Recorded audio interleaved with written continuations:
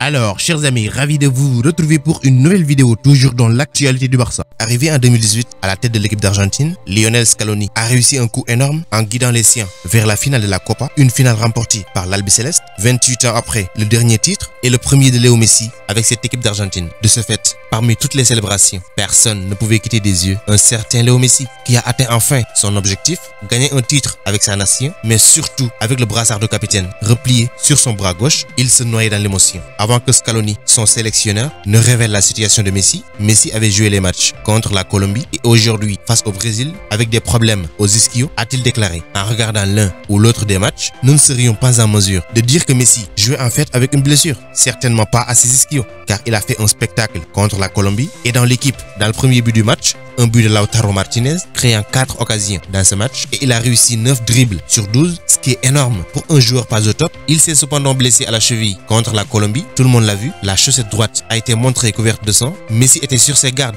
défensivement, ramassant des balles en vrac et tacle chaque fois qu'il en a l'occasion. Et au final, il est tombé à genoux, versant des larmes de joie, alors que l'arbitre sifflait à temps plein. Messi termine la compétition en tant que meilleur buteur avec 5 buts, meilleur passeur avec 5 passes D et pour clore le débat, meilleur joueur de la compétition.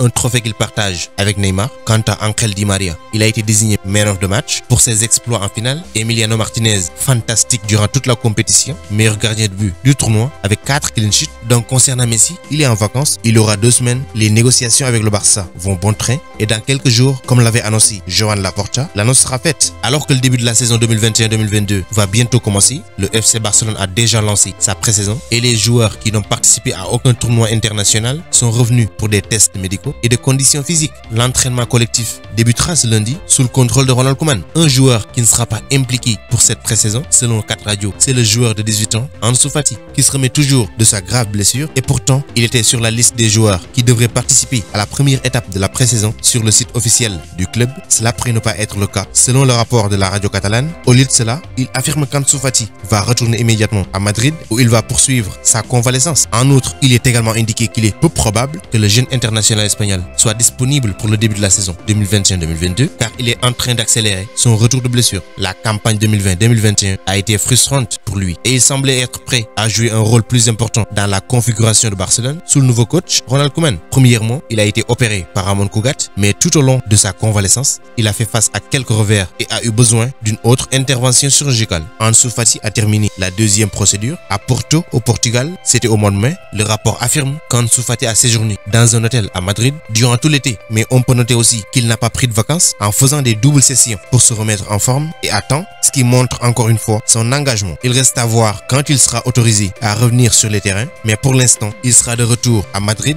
et travaillera sa rééducation. On termine avec le dossier Antoine Griezmann, du nouveau, et depuis son arrivée au Barça, le champion du monde français n'a pas eu la vie facile. Après une première campagne décevante, il a montré cependant une amélioration la saison passée. Malgré cela, son avenir au Camp Nou reste incertain. Ce n'est plus un secret, le FC Barcelone est en proie à des difficultés financières et doit retirer certains de ses joueurs afin d'obtenir un semblant de contrôle sur sa masse salariale. Le seul moyen pour le FC Barcelone, enfin de respecter le protocole, c'est de libérer le français. Maintenant, un rapport exclusif de la Vanguardia a donné un aperçu de la situation du point de vue du joueur ainsi que du club. Bien que personne à Barcelone ne doute de la qualité et de la capacité d'Antoine Griezmann, il n'en reste pas moins que le laisser partir, ce qui va aider le Barça énormément à équilibrer leur compte. En conséquence, les Blaugrana restent ouverts aux offres. Il a 30 ans actuellement. Memphis Depay est un joueur du FC Barcelone, c'est le même profil et bien que le Barça n'ait encore reçu aucune offre pour lui, malgré les grondements d'intérêt de l'Angleterre et du championnat italien, quant au joueur lui-même, il tient à rester à Barcelone et à voir son contrat qui court jusqu'en 2024 se terminer. Cependant, conscient de la situation financière dans laquelle se trouve l'équipe, Antoine Griezmann ne ferme pas la porte concernant une sortie du Camp Nou. Il serait prêt à quitter le Barça pour un autre club avec un projet compétitif, tandis qu'un retour à l'Atlético de Madrid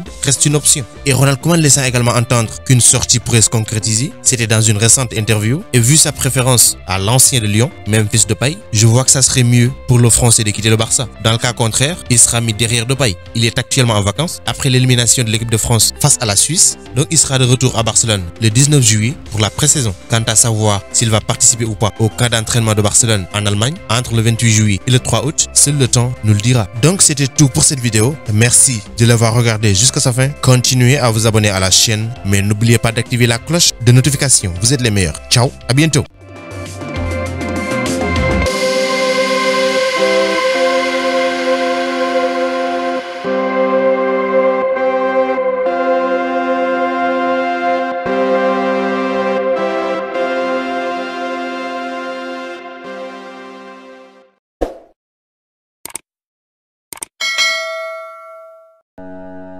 Pour échanger avec moi directement, c'est possible sur Instagram. Le lien se trouve dans la description, donc rejoignez-moi là-bas, ainsi que sur Twitter et même sur Facebook.